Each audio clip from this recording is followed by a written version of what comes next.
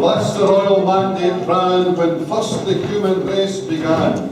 The social, friendly, honest man, whate'er he be, is he fulfills great nature's plan, and none but he. President, ladies and gentlemen, can I first of all say thank you very much for the wonderful hospitality which the top table have received here tonight, and a special thank you to the caterers for that wonderful meal. Thank you very much to the head chef. And it's very nice to see Bruce Kennedy here tonight. Bruce and I joined the police just round about the same time. I was 6 months ahead of Bruce. We actually sat the exam on the same day in Charlotte Street down in Ayr. We both held the record for the exams in the Ayrshire Constabulary. We both get 9 marks out of 10, which was unheard of.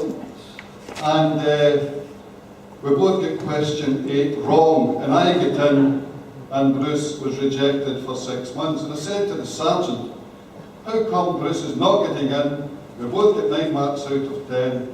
He said, well, Donald, we thought you were the more honest of the 2 candidates. For question 8, which you both get wrong, you simply wrote, I don't know. And Bruce wrote, I don't know either.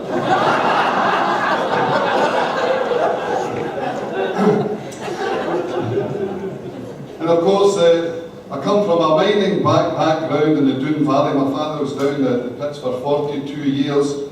And when the pits closed there in 1978, the miners began to get various awards for sort of injuries sustained. For example, miner's lung, miner's knee. And these 2 old miners went into the doctors down there to be tested for miner's ear. Their hearing obviously had been affected. So the first miner went in, and went in the door and left the door open, and the doctor said, would you please shut that door? And the miner turned round to go and shut the door, and the doctor said, just go back out the door, there's nothing wrong with your hearing, you have failed. So he went out and he spoke to his pal, he said, look, whatever you do not shut the door or you'll fail the test. So the second miner went in, and he left the door open, and the doctor said, hey, would you please shut the door? The miner said, shut the bloody door yourself.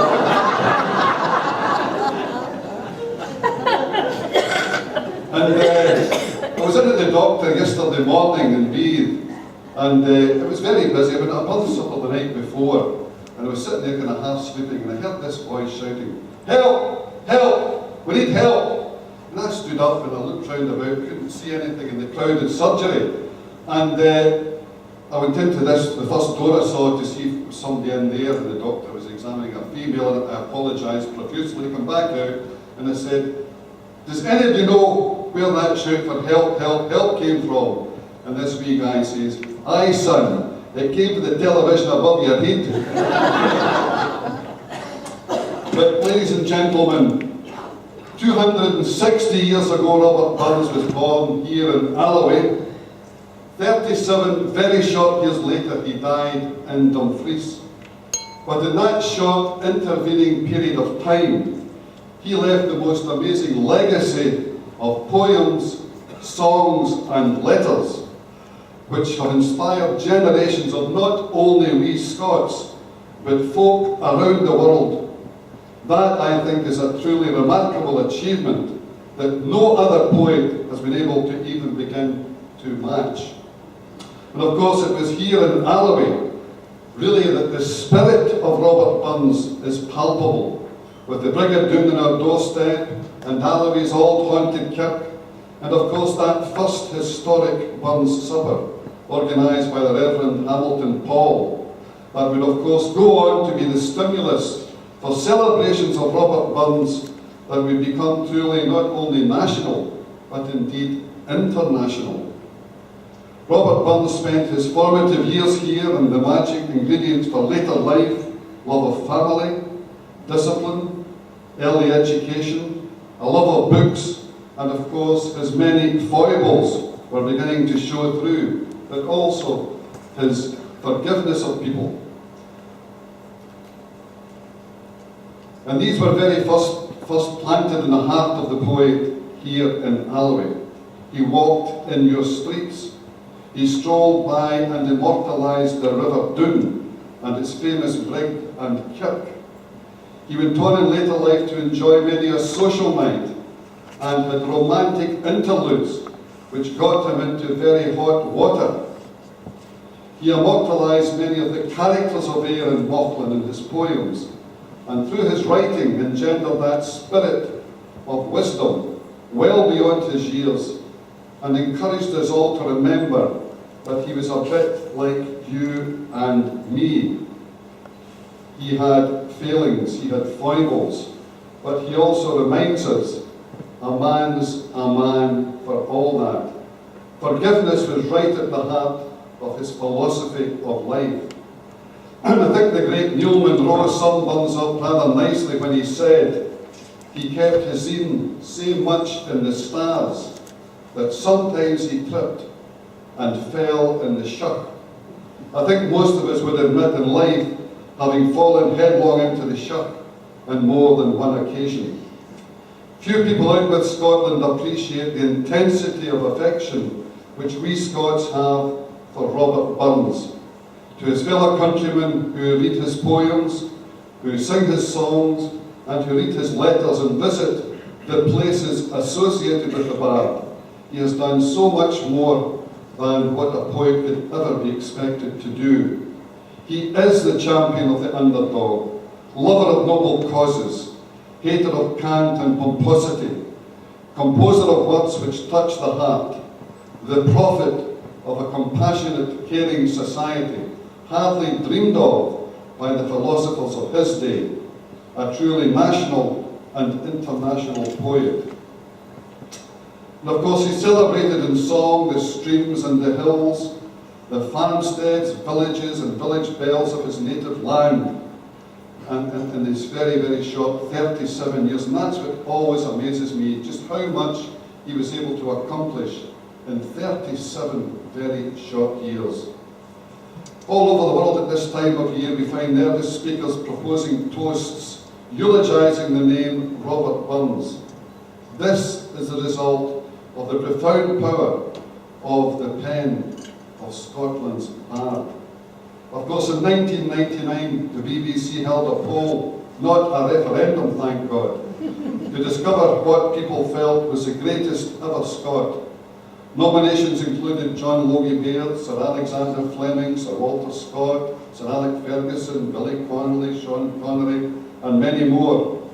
Robert Burns topped that poll, which I think is truly amazing and a great tribute to the fact that down through all these years, people still realise how important he is to Scottish life and culture. And many times when discussing this phenomenon, the question arises, why Robert Burns, this humble-born but well-educated Ayrshire poet? Because when you think about it, ladies and gentlemen, Scotland is rich in men who in the sciences, in the arts, in engineering, in architecture, in medicine, and so many more fields have done great works to improve not only the material benefits of the people of Scotland, but peoples of the whole world. So why Robert Burns? Many and varied are the answers to the question. The Earl of Rosebery many years ago answered it by saying, "The world owes Robert Burns a general debt, but Scotland's debt is special. He exalted our nation, and he hallowed our tongue." Many thousands of miles away from these shores, the poet Longfellow gives as part of his answer to the same question. Touched by his hand, the wayside weed becomes a flower. The loneliest reed beside the stream is clothed in beauty. Gorse and grass are heather when his footsteps pass, and they brighter seem. William Wordsworth said of him, "In busy street and loneliest glen are felt the flashes of his pen. He ruled mid winter snows, and when bees fill their hives, deep in the heart of men, his power survives." And these views, I think, are really important because they come from credible sources and again emphasize how influential the poet and songwriter was. And he, to be lauded by other giants in his field, is pretty special. That is the power and influence of the words of Robert Burns. And of course, he was very conscious and acutely aware of his own shortcomings and failings, and often highlighted them in letters. To Clarinda on the 28th of December 1788, he says, "I am, as most of the people of my trade are, a strange will-o'-the-wisp being, the victim too frequently of much imprudence and many follies," referring to that shock that he occasionally fell into. How many lives, of course, have been examined with such penetrating eyes as the life of Robert Burns, and how many of us would stand up to such close examination? But what he achieved in 37 years really is something we should all be very, very proud of. It was his unique vision, his satirical ability, and his down-to-earth popularity that made this revered ploughman poet so famous. And of course, some folk would have us believe that he was a drunkard, an absolute nonsense, because he really must have written something every day of his adult life when you examine the vast canon of work he produced, which were worked and reworked, spending countless hours after a hard day's work in the fields, writing with ink and quill, with a smelly oil lamp for light, and say for the benefit of anybody who works here for South Ayrshire Council, that there is called sweat. He was indeed, ladies and gentlemen, a workaholic, not an alcoholic, as some of his early biographers, such as Curry, would have us believe. To me, the Currys of the world were stuck in their own deep shut when they wrongly maligned Robert Burns. And of course, his parents had a great impact on moulding the mind and character of Robert Burns. Agnes Brown, through her singing and knowledge of Scots folklore, and his father passed on to his sons over the years so many virtues most important to him. He did, of course, ensure that the whole family were very well educated to the extent that he was able to afford. And of course, Robert Burns proved to be an insatiable learner. Put simply, Robert Burns was a very, very clever man. So these seeds of love and compassion planted in the heart of Robert Burns by his parents were in later years to become bulwarks upon which, in times of fatigue and stress, and for many such times in the life of the poet, Robert Burns could lean, he could recover, and go forward with laughter in his heart. So these cornerstones of love, laughter and compassion were perhaps to be among the greatest gifts that Robert Burns had, and they shine through in his poems and in his songs. Of course, his subjects were to be the very humblest of God's creatures, and the happenings and the lives of the ordinary folk around him here in Ayrshire.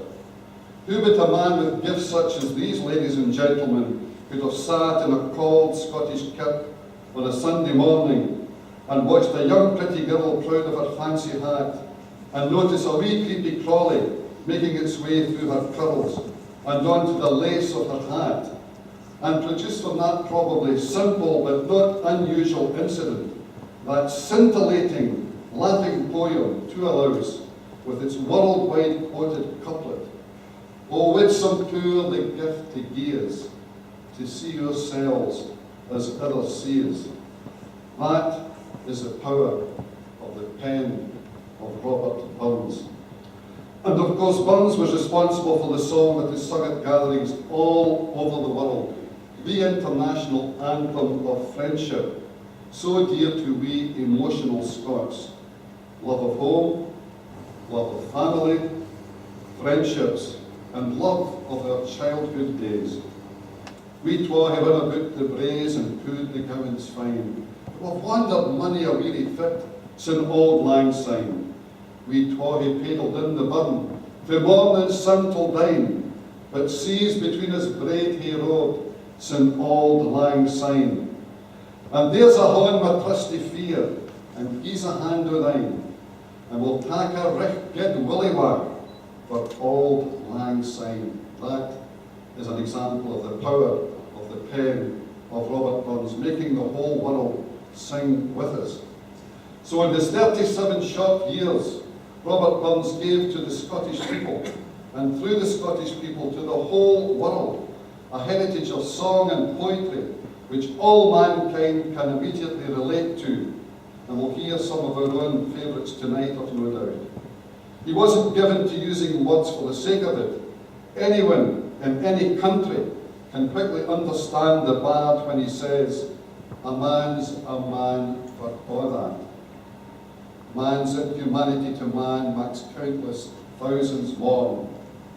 Well, with some gift the power to gie us, to see ourselves as others see us. No man can tether time nor tide. If you want to do it today. Rank is but the guinea's stamp, the man's the gowd for all that. I free off hand the story tell, when we a bosom crony, but I keep something to yourself, you seldom tell to one. Give me ye spark o' nature's fire, that's all the learning I desire. Then gently scan your brother man, still gentler sister woman, though they may gan a kin and rag, to step aside is human. Forgiveness always shines through. Ladies and gentlemen, he lit a star over Scotland which today shines still brighter. He worked hard, and he most certainly must have written something every day of his adult life, and he worked, reworked, and revisited poems and songs time and time again. Like us here tonight, there are tens of thousands throughout the world celebrating his life at this time of year. They were here 100 years ago, and they'll be here 100 years hence, to thank Providence for that giant original man, a man who stretches his hand down over 200 years to make us laugh and make us cry, to inspire us, to touch us as no other poet can, to leave us his timeless message of love, laughter, and compassion. And yes, of course, poor judgment. He fell headlong into more than one shot, especially when it came to the lassies. Robert Ingersoll, an American who visited the old play Brig in around 1787, wrote these words, and I say these in conclusion. For Scotland boasts 1,000 names of patriot, king, and peer. The noblest, grandest of them all was loved and cradled here.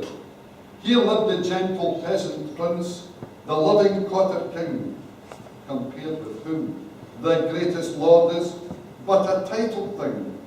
'Tis but a cot roofed in with straw, a hovel made of clay. One door shuts out the snow and storms, one window greets the day. And yet I hold all thrones in scorn, for here beneath this lowly thatch, love's sweetest bard was born.